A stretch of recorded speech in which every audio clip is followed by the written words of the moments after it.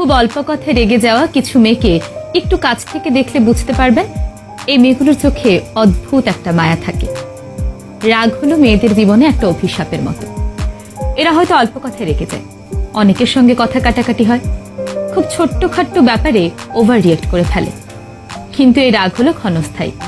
রাগ মিটে গেলে এদের মতো ভালো মনের মানুষ হয়তো আর হয় না।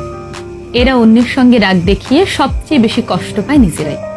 এরা যেমন খুব অল্প সময় রেগে যায়, তেমনি খুব কম সময়ে মানুষকে আপন করে নিতে পারে। এরা নিজের সর্বোচ্চটা দিয়ে অন্যকে ভালো রাখার চেষ্টা করে।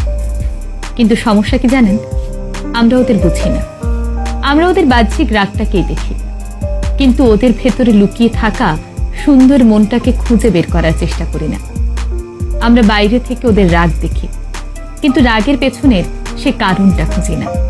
হ্যাঁ, ওরা একটু বদমেজাজি, কিন্তু খুব শান্ত হয়ে যদি ওদের লক্ষ্য করেন তাহলে বুঝবেন ওদের মনটা অনেকটা ফাঁকা মাঠের মতো, যেখানে অনেকেই এসে স্বস্তির নিঃশ্বাস ফেলতে পারে।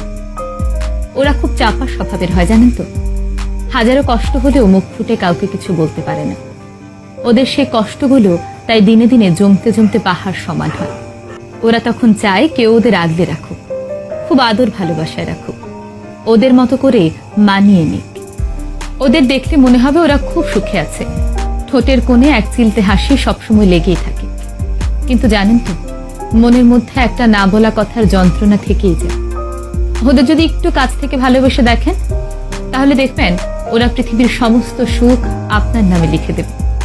ওই যে বললাম, রাগ হলো মেয়েদের জীবনে একটা অভিশাপের মতো। তাদের না বলা কষ্টগুলো জমতে জমতে রাগে পরিণত হয়। তারপর শুরু হয় ঝগড়া, অশান্তি।